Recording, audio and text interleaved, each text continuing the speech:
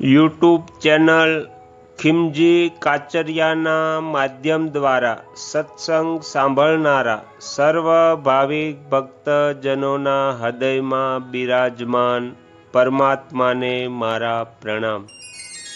આજના વિડીયોમાં આપણે સાંભળીશું શ્રીમદ ભગવદ્ ગીતા।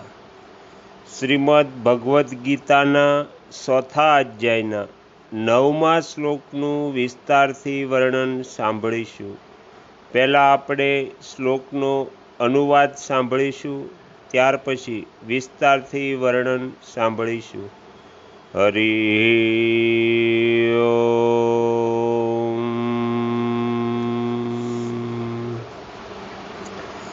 9મા શ્લોકનો અર્થ છે, હે અર્જુન, મારા જન્મો અને કર્મો દિવ્ય છે। આ રીતે મારા જન્મો અને કર્મોને જે મનુષ્ય તત્વથી જાણી લે છે, અર્થાત દૃઢતાપૂર્વક માની લે છે, તે શરીરનો ત્યાગ કરીને પુનર્જન્મને પ્રાપ્ત નથી થતો, પરંતુ મને પ્રાપ્ત થાય છે। તો આ હતો 9મા શ્લોકનો અર્થ। હવે આપણે વિસ્તારથી વર્ણન સાંભળીશું। ભગવાન જન્મ મૃત્યુથી સર્વથા અતીત, અજન્મા અને અવિનાશી છે। તેમનો મનુષ્ય રૂપમાં અવતાર સાધારણ મનુષ્યોની જેમ નથી થતો। તેઓ કૃપાપૂર્વક જીવમાત્રનું હિત કરવા માટે સ્વતંત્રતાપૂર્વક મનુષ્ય વગેરેના રૂપમાં જન્મ ધારણની લીલા કરે છે। તેમના જન્મ કર્મોને પરવશ નથી થતો। તેઓ પોતાની ઈચ્છાથી જ શરીર ધારણ કરે છે। ભગવાનનો સાકાર વિગ્રહ જીવોના શરીરોની જેમ હાડમાંસનો નથી હોતો। જીવોના શરીર તો પાપ પુણ્યમય, અનિત્ય, રોગગ્રસ્ત, લૌકિક, વિકારી, પાંચભૌતિક અને રજવીર્યથી ઉત્પન્ન થવાવાળા હોય છે, પરંતુ ભગવાનનો વિગ્રહ પાપ પુણ્યથી રહિત, નિત્ય, અનામય, અલૌકિક, વિકાર રહિત, પરમ દિવ્ય અને પ્રગટ થવાવાળો હોય છે।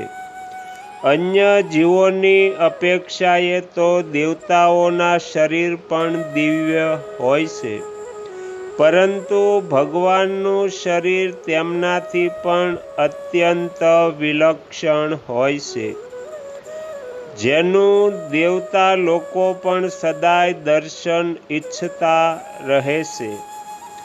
ભગવાન જ્યારે શ્રી રામ તથા શ્રી કૃષ્ણના રૂપમાં આ પૃથ્વી ઉપર આવ્યા, ત્યારે તેઓ માતા કૌશલ્યા અને દેવકીના ગર્ભથી ઉત્પન્ન નથી થયા।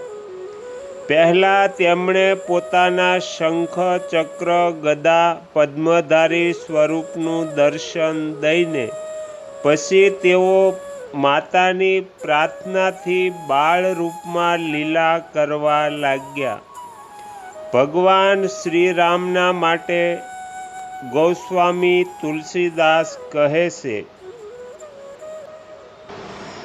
ભયે પ્રગટ કૃપાલા, દીન દયાલા, કૌશલ્યા હિતકારી, હર્ષિત મહતારી, મુનિ મનહારી, અદ્ભુત રૂપ બિચારી, લોચન અભિરામા, તનુ ઘનશ્યામા, નિજ આયુધ ભુજચારી, ભૂષણ બનમાલા, નયન બિશાલા, શોભા સિંધુ ખરારી, માતા પુનિ બોલી સોમતી ડોલી તજહુ तात यह रूपा कीजे शिशु लीला अति प्रियशीला यह सुख परम अनुपा सुनि बचन सुजाना रोदन ठाना होय बालक सुरभूपा। ભગવાન શ્રી કૃષ્ણના માટે આવ્યું છે। માતા દેવકી કહે છે, હે વિશ્વાત્મન, શંખ ચક્ર ગદા અને પદ્મની શોભાથી યુક્ત આ 4 ભુજાવાળા પોતાના અલૌકિક દિવ્ય રૂપને હવે છુપાવી લો। ત્યારે ભગવાને માતા પિતાને દેખતા દેખતા પોતાની માયાથી તત્કાળ એક સાધારણ શિશુનું રૂપ ધારણ કરી લીધું। જ્યારે ભગવાન શ્રી રામે પોતાના ધામમાં પધારવા લાગ્યા ત્યારે તેઓ અંતર્ધ્યાન થયા। જીવોના શરીરોની જેમ એમનું શરીર અહીં ના રહ્યું, પરંતુ તેઓ એ જ શરીરથી પોતાના ધામમાં ચાલ્યા ગયા।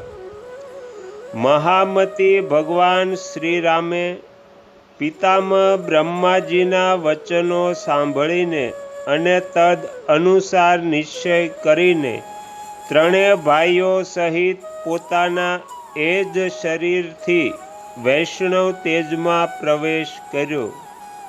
ભગવાન શ્રી કૃષ્ણને માટે પણ એવી જ વાત છે। ધારણા અને ધ્યાનના માટે અતિ મંગલરૂપ પોતાની લોક મનોહર મોહિની મૂર્તિને યોગ ધારણા જનિત અગ્નિ દ્વારા ભસ્મ કર્યા વિના જ ભગવાને પોતાના ધામમાં સશરીર પ્રવેશ કર્યો। ભગવાનના વિગ્રહ દિવ્ય શરીરના વિષયમાં મહામુનિ વાલ્મીકીજી ભગવાન શ્રી રામને કહે છે, એકવાર સનક વગેરે ઋષિ વૈકુંઠ ધામમાં જઈ રહ્યા હતા। ત્યાં ભગવાનના દ્વારપાલોએ તેમને અંદર જતા રોક્યા। ત્યારે સનક વગેરેએ તેમને શાપ દઈ દીધો। પોતાના અનુચરો દ્વારા સનક વગેરેનું અપમાન થયું જાણીને ભગવાને પોતે ત્યાં પધાર્યા। તે સમયે ભગવાનનું દર્શન કરવાથી તેમની ભારે વિલક્ષણ દશા થઈ। તેમણે ભગવાનના ચરણોમાં પ્રણામ કર્યા।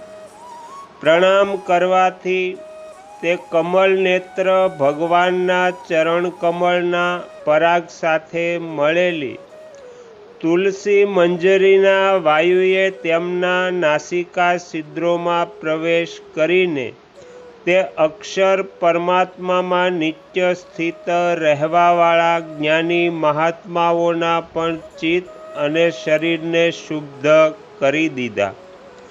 શબ્દ વગેરે વિષયોમાં ગંધ કોઈ એટલી વિલક્ષણ ચીજ નથી જેમાં મન આકુષ્ટ થઈ જાય, પરંતુ ભગવાનના ચરણ કમળોની ગંધથી નિત્ય નિરંતર પરમાત્મા સ્વરૂપમાં મગ્ન રહેવાવાળા સનક વગેરેના ચિત્તમાં પણ હલચલ પેદા થઈ ગઈ। કારણ કે તે પૃથ્વીની વિકારરૂપી ગંધ ન હતી, પરંતુ દિવ્ય ગંધ હતી। એવી જ રીતે ભગવાનના વિગ્રહની પ્રત્યેક વસ્તુ, વસ્ત્ર, આભૂષણ, આયુધ વગેરે દિવ્ય, ચિન્મય અને અત્યંત વિલક્ષણ છે। તો અહીંયા આપણે શ્રીમદ્ ભગવદ્ ગીતાના 4થા અધ્યાયના 9મા શ્લોકનું વિસ્તારથી વર્ણનનો પહેલો ભાગ સમાપ્ત કરીએ છીએ। બાકી રહેલું વર્ણન હવે બીજા ભાગમાં સાંભળીશું।